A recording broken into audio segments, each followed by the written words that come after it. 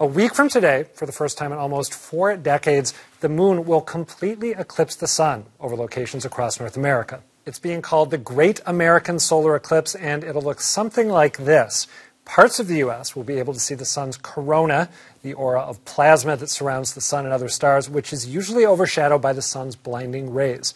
But this phenomenon won't look the same for everyone. Areas along this belt, which stretches diagonally from northern Oregon down to Charleston, South Carolina, will be able to see the total eclipse.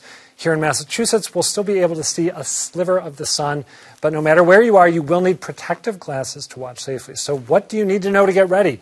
Sky and Telescope senior editor Kelly Beatty joins me now. Kelly, thanks for being here. My pleasure as always. So I have a confession for you. I have not made any plans to take my family down to, is it the Totality? Is that Right. the right Path term of for Totality, it? right. Yeah, how guilty should I feel about that? Are you going to the Totality? You know, it depends on how much it will cost you to get back in their good graces. You can always hop on a plane to Kansas City or St. Louis, rent a car, and in a half hour you'll be in the Path of Totality, and I think you'll probably still be able to get plane fares. Maybe not cheaply. Right, right. Those places are beautiful in the summer. Yeah. What are you doing to watch this? Are you going to be in the Path of I Totality? am. I'm heading down to Hopkinsville, Kentucky, a town of about 38,000 people. That's going to swell by 2 or 3 times that on Eclipse Day because they're right in the middle of the eclipse line. I have a group with me of 200 people that Sky and Telescope is bringing to the eclipse so they can all see it. How many of these have you seen over the years? This will be number 12. What is it like? I was talking to you before the camera started rolling. I have a dim memory of early childhood and maybe being supposed to watch one or trying to watch one. But what's it like when you are actually in a place where the sun is obliterated by we have a saying, if you think you've seen it but not sure, you didn't see one. Okay. It's multi-sensory, orgasmic wonderfulness. This is family television. I know, where the sun was in the sky, instead there's a black bullet hole.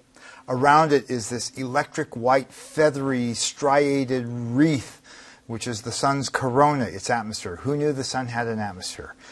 It gets dark, kind of twilight dark. The brightest stars and planets come out. All around the horizon you see a bright glow. That's outside the moon's shadow where the sun is still shining. But wait, there's more. The temperature drops 10 or 15 degrees. Because it's getting dark, animals think it's time to go to bed. So cows go to the barn, birds roost in the trees. And all around you are people going delirious with excitement, and then followed by just shock and awe at seeing this just otherworldly experience. That sounds really outstanding, actually. Is it unsettling, even though you know exactly what's happening, you went there because you know what's going to happen? Does it make one uneasy to witness this? It makes one feel really small. If you've never seen one before, it should be on everybody's bucket list. Because no picture, no video clip, no description really does justice to what your eyes and your senses are showing you. So if I do not, that was an incredible description, by the way, and it actually makes me think about flying to St. Louis or Kansas City. But if I don't do that, and if people who are watching this can't or won't do that, how can we watch it here in a way that might even be one iota as compelling as what you just described? You know, here in Boston, we're going to have about 2/3 of the sun covered up by the moon. It'll be centered at about 12:45, 12:46 in the afternoon. And if you didn't know that the eclipse was going on, that's not enough of the sun being covered to make a difference in the light. So you won't notice anything weird.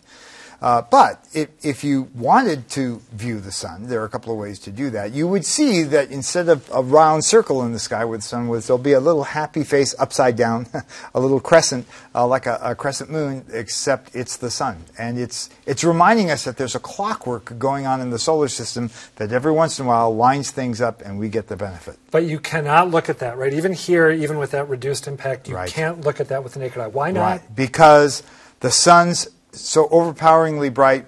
You know, we have a natural reflex that causes us, it's painful, right, to look at the sun, and it will be no different on Eclipse Day. There won't be as much of the sun showing, but it will still be plenty enough to do damage to your eyes. So you want to make sure that you have proper eye protection if you're going to do that. And I believe you have some Sky and Telescope branded eye protection. That's right. All right, can I give that a shot? You can, just for you. All right, will you join me? Yeah, I will. And just remember, sunglasses are not going to cut it, right? You need something like this, which is super dark, I can barely make out the lights in this studio. I can't see you at all as I'm watching this. So well, if I use these to watch the eclipse, just as good looking without the glasses on. What will I see if I've got these on? So you will see, and I gaze at the eclipse. Right. So you will see a small orange dot in the sky for the sun, and as the eclipse proceeds, it's about a 2.5-hour proposition from first nibble to last nibble. You'll see that little crescent that I was talking about. You've also got a more elaborate prop, which I feel we got to give you a chance to. You might not have access to these, right? So a couple of other things you can do is you can look underneath the tree where little bits of sunlight are coming through. You'll see little crescent suns on the ground. Or use the waffle technique where you cross your hands like this and make little pinholes that shine. Okay, got it. Or you can use my handy-dandy 5-minute eclipse viewer, which is a mailing tube. This is from Staples. You cut off you slice off one end so that you can look inside.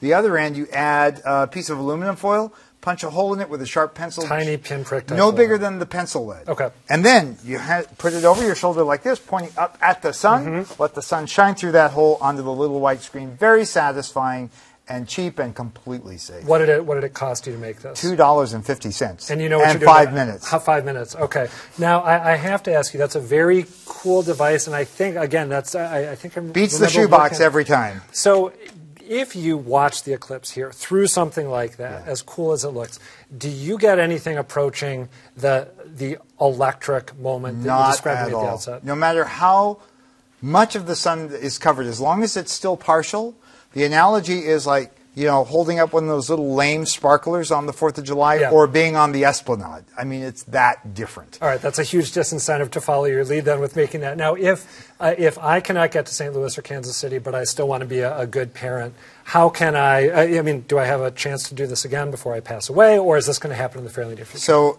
total eclipses happen somewhere on the Earth every 18 months or so. Okay? So you can come with me to Chile in 2019. I like that idea. If we can get GBH to go for it, I'm all in. Awesome. All right, Kelly Beatty, thank you. Pleasure talking to you. Pleasure.